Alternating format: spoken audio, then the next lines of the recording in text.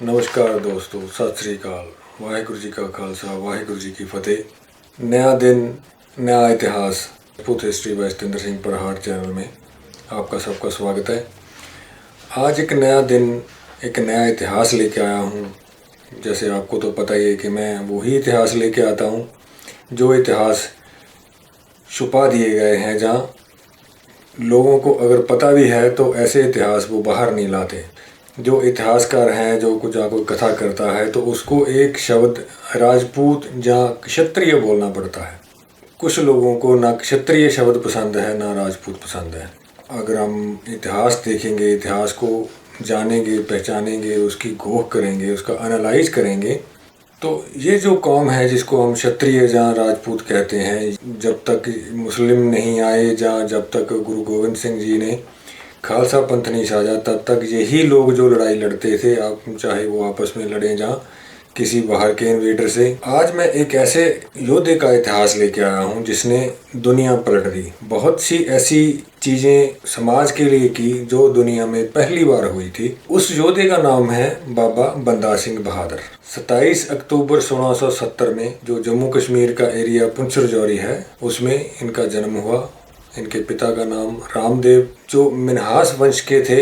इनको मिन्हास वंश को भारद्वाजी राजपूत भी कहा जाता है। बहुत से जो लोग कहते हैं कि बाबा बंदा सिंह बहादुर भारद्वाज थे, वो भारद्वाज नहीं थे, है तो वो क्षत्रिय थे। लेकिन ये जो मिन्हास वंश है, मिन्हास वंश के कुलगुरु ऋषि भारद्वाज थे, इसलिए इस वंश को भारद्वाजी राजपूत कहा जाता है, जहाँ भारद्वाजी क्षत्रिय कहा जाता है। 27 अक्टूबर 1670 में जन्मे लक्ष्मण देव, जो रामदेव जी के घर में जन्मे थे।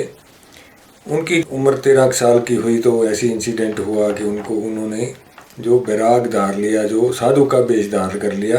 ये तो आपने कहानी सुनी होगी सब सारी की सारी। जो मेरा तो मंतव्य ये है कि मैं वो चीज़ आपके सामने लेके आऊँ जो नई हो, जिसको छुपाया गया हो, जिसको इतिहासकार हैं और लोगों के सामने नहीं लेके आए। अगर आज मैं उन इतिहास पढ़ता हूँ पुराना, तो उसमें सबसे मेन चीज़ मेरे सामने आती है कि बाबा बंदा सिंह बहादुर ने इंसानियत को या समाज को क्या दिया। कुछ चीज़ें थी जो बैठ काल में सुनी जाती हैं। कुछ प्रोफेसर साहिबान जो हिस्ट्री के हैं, या जो विद्वान हैं उत्तर प्रदेश के, जहाँ महाराष्ट्र, राजस्थान, मध्य प्रदेश, हरियाणा के, उन लोगों से भी मैंने बात की है। तो उन्होंने भी काफ़ी कुछ इस बारे में बताया है। जो पुराना वैदिक काल था, जो वेदों का काल था, उसमें बहुत सी चीज़ें ऐसी थी जो पहले थी। कुछ चीज़ें बाबा बंदा सिंह बहादुर ने नहीं चलाई। गुरु गोविंद सिंह जी ने जब गोदावरी नदी से इनको पंजाब भेजा है, तो उनको एक लक्ष्य दिया गया था कि वहाँ जाके जो पापी हैं उनका नाश करना है। बहुत से लोग ये कहते हैं कि गुरु गोविंद सिंह जी ने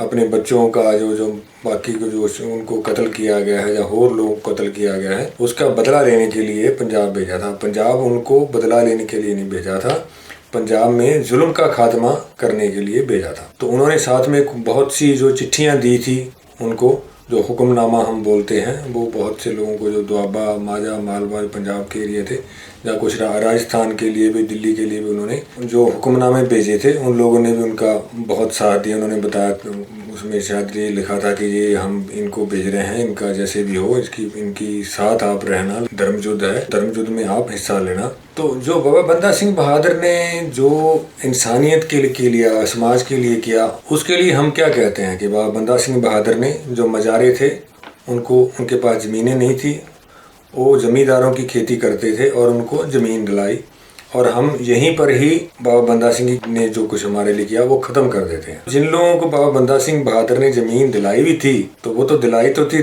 1710 में, वो भी लोग भूल गए थे कि हमें बाबा बंदा सिंह बहादुर ने ज़मीनें दिलाई थी, कि हम लोग ज़मीनों के मालिक नहीं थे, ज़मींदार ही ज़मीनों के मालिक थे।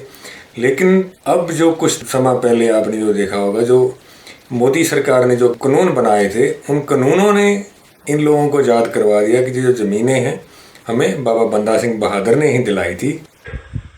ते जमीना सानू दवाइयां बंदा सिंह बहादुर ने। ए मोदी कौन है?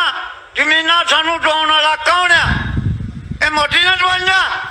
ये बात यही नहीं खत्म हो जाती कि मजारे जो लोग थे उनको उन्होंने ज़मीन दिलाई, उन्होंने और बहुत कुछ किया। चप्पड़ चिड़ी की लड़ाई जिसको हम कहते हैं, ये तो हमारे जो इतिहासकार हैं आजकल, वो चप्पड़ चिड़ी तो इन्होंने जो अंग्रेजी में किताबें लिखी हुई हैं उसमें चप्पड़ चिड़ी है, लेकिन वो छप्पड़ चिड़ी, छप्पड़ जो हम जो तालाब होता है, जो छोटा जंगल होता है उसको पंजाब में झिड़ी बोला जाता है, और चप्पड़ चिड़ी नाम बन गया उसका, जबकि उसका असली नाम छप्पड़ चिड़ी था उस एरिया का, जो सरहंद के पास जब इन्होंने जब वजीर खान के साथ लड़ाई लड़ी है। बाबा बंदा सिंह बहादुर ने इसके अलावा सिर्फ ज़मीनों के अलावा और क्या क्या इंसानियत के लिए, सबसे पहले सिख राज का जो सिक्का था वो बाबा बंदा सिंह बहादुर ने चलाया, जिस पे जो लिखा हुआ था वो ये नहीं लिखा हुआ था कि ये उसके ऊपर इस राजे की फ़ोटो है और इस ये राजे ने इस जगह से ये सिक्का जारी किया है। तो सिक्के पे लिखा हुआ था, देगो तेगो फतेह ओ नुसरत बेदरंग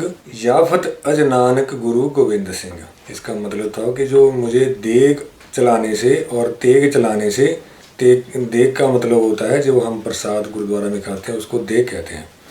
देगो तेगो फतेह ओ नुसरत बेदरंग याफत अज नानक गुरु गोविंद सिंह। ये जो मुझे फतेह मिली है वो देग चलाने से, तेग चलाने से और गुरु नानक और गुरु गोविंद सिंह के कृपा सदका ये मुझे फतेह मिली है, जो सिखों की सबसे पहली मोहर बाबा बंदा सिंह बहादुर ने ही बनाई थी, जिस पर लिखा हुआ था, जबर ब अमन दाहिर मुसव्वरत शहर जीनत तख्त मुबारक वक्त। इसका मतलब ये था कि ये फरमान उस बागावरी धरती से, उस शहर से जारी हुआ है जो एक शांति की मूर्त है। जो अकाल तख्त में आज मोहर चल रही है वो मोहर भी बाबा बंदा सिंह बहादुर ने ही दी हुई है। उनके जो लिखे हुए शब्द हैं, सिक्के के जो लिखे हुए थे ऊपर लिखे जाते थे, वही शब्द जो अकाल तख्त की मोहर पे आज भी वही मोहर चल रही है। बाबा बंदा सिंह बहादुर ने एक सम्मत भी नया चलाया, जो जिसको हम सन कहते हैं आजकल, तो हम जो अंग्रेज़ों वाला यूज़ करते हैं वो चल तो नहीं पाया, लेकिन उन्होंने गुरु नानक के नाम पे सम्मत चलाया उस टाइम पे, क्योंकि उनकी जो सल्तनत थी, उनका राज था, वो थोड़ी देर के लिए था, बहुत लंबा नहीं था, लेकिन उसी के अंदर उन्होंने बहुत से ऐसे काम कर दिए जो दुनिया में पहली बार हुए थे। बाबा बंदा सिंह बहादुर को फादर ऑफ डेमोक्रेसी भी कहा जाता है। उसका कारण ये था कि बाबा बंदा सिंह बहादुर जो पहले बादशाह गिने जाते हैं, कि सिखों के पहले बादशाह बाबा बंदा सिंह बहादुर थे, लेकिन उनमें को जो बाकी राजा या बादशाह वाली जो बात थी उनमें कोई एक नहीं थी, सिर्फ मुखी ज़रूर थे वो उस राज के, लेकिन उन्होंने जो काम किया है वो एक जो आज की डेमोक्रेसी है उस डेमोक्रेसी वाला किया है। जो पंचायत सिस्टम है वो पंचायत सिस्टम बाबा बंदा सिंह बहादुर ने शुरू किया है। हर गांव में, हर एक शहर में जो पंचायत सिस्टम बनी थी, उस लोगों के जो प्रॉब्लम वो सुनती थी और उसको सॉल्व भी करती थी। जो ये जो पंचायत सिस्टम थी ये कभी वैदिक काल में हुआ करती थी, उसके बाद तो ख़त्म हो गई थी। इतिहास में लिखा है कि गुरु गोविंद सिंह जी इनको समझाते रहे बहुत सी चीज़। हो सकता है ऐसी भी बातें उन्होंने कुछ समझाई हो कि आप जब आपका ये होगा तो आपने ऐसे ऐसे करना है, तो जैसे जैसे उन्होंने कहा होगा तो बाबा बंदा सिंह बहादुर ने वो वैसे वैसे ही किया। दुनिया की पहली जो डेमोक्रेसी इसलिए कहा जाता है क्योंकि पुरानी जो गिनी जाती है वो इंग्लैंड की गिनी जाती है। जो इंग्लैंड की डेमोक्रेसी है वो भी 1 जनवरी 1801 में शुरू हुई है, जबकि जो बाबा बंदा सिंह बहादुर का राज था वो 1709 में, उनसे 90-92 साल पहले आ गया था। तो एक इन्होंने जो बहुत और बड़ी जो चीज़ की, जो खालसा राज का जो फ्लैग जिसको हम बोलते हैं, निशान, आजकल तो हम निशान साहिब बोलते हैं, लेकिन निशान साहिब जो नहीं, निशान तो सिर्फ एक निशान होता है, गुरुद्वारा में भी होता है, जहाँ भी होता है, किसी का अपना धर्म के निशान होते हैं। तो अगर हम सिख पंथ में कहते हैं कि निशान साहिब नहीं, जो साहिब हमारा साहिब एक ही है, वो है गुरु ग्रंथ साहिब। तो क्योंकि हमारे तो आजकल कृपान को भी श्री साहिब बोल देते हैं, तीर साहिब, चोले को भी बोलते हैं जी चोला साहिब, पीड़ा साहिब, सब चीज़ को साहिब लगाते रहते हैं, लेकिन हम जो हमारे साहिब नहीं है। साहिब तो सिर्फ एक जहाँ गुरु साहिबान थे, उनके बच्चे भी जो थे, जो उनको हम साहिबजादे बोलते हैं। तो इसीलिए जो लोगों ने ये ट्रेडिशन एक शुरू कर ली है कि हर एक चीज़ के साथ साहिब लगाते हैं। कचहरे को भी कचहरा साहब को साहिब बोलते हैं कुछ लोग। तो साहिब तो इस टाइम हमारा गुरु ग्रंथ साहिब है, बाकी जो साहिब कोई भी चीज़ नहीं, साहिब तो एक ही है।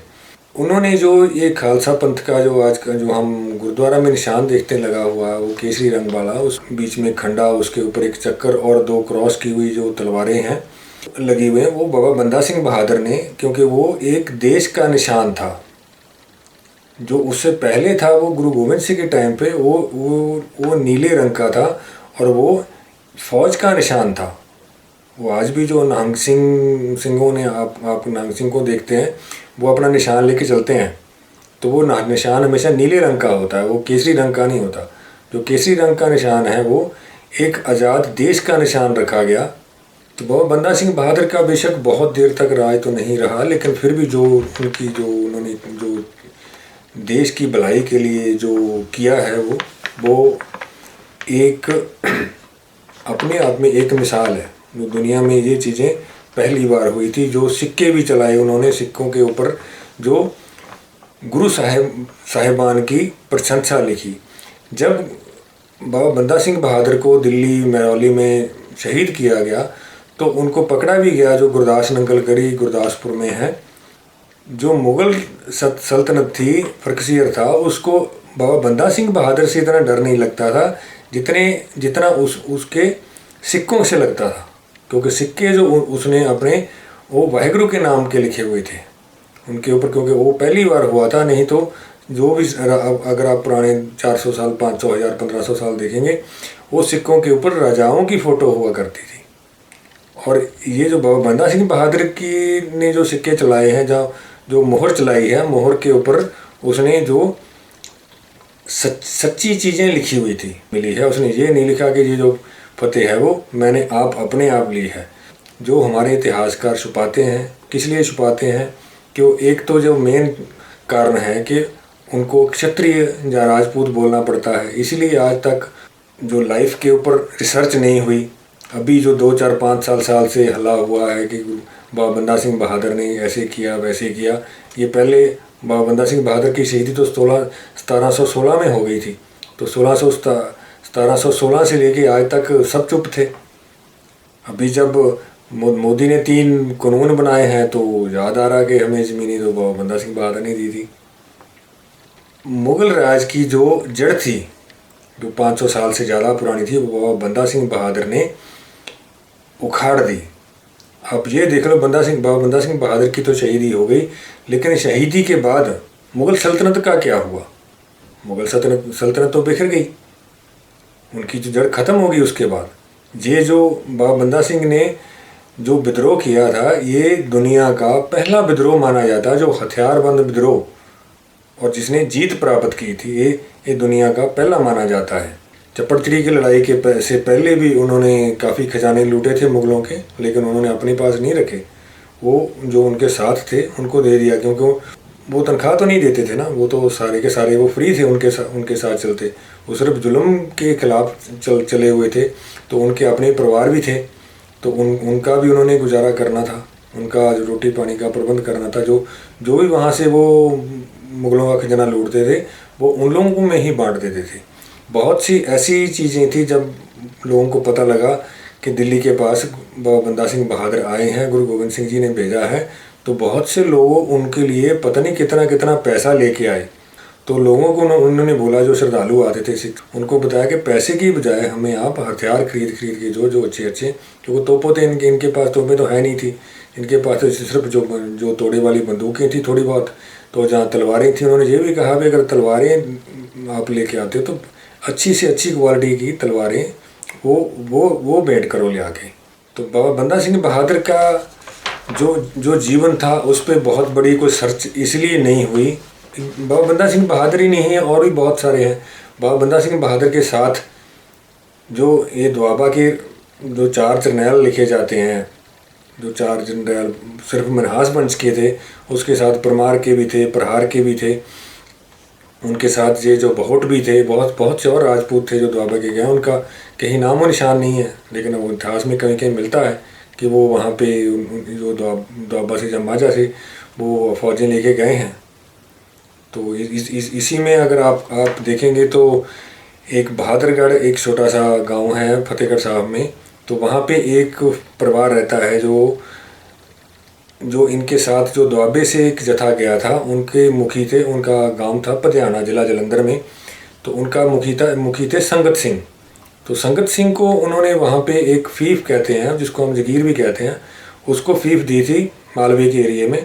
और वो परिवार आज भी उनका किला है वहाँ पे, आज भी। तो चलो दुनिया में सारे चले गए हैं वो, लेकिन उनका बेस आज भी उस बहादुरगढ़ गांव में है। वहाँ संगत सिंह की समाधि बनी हुई, संगत सिंह मिन्हास की।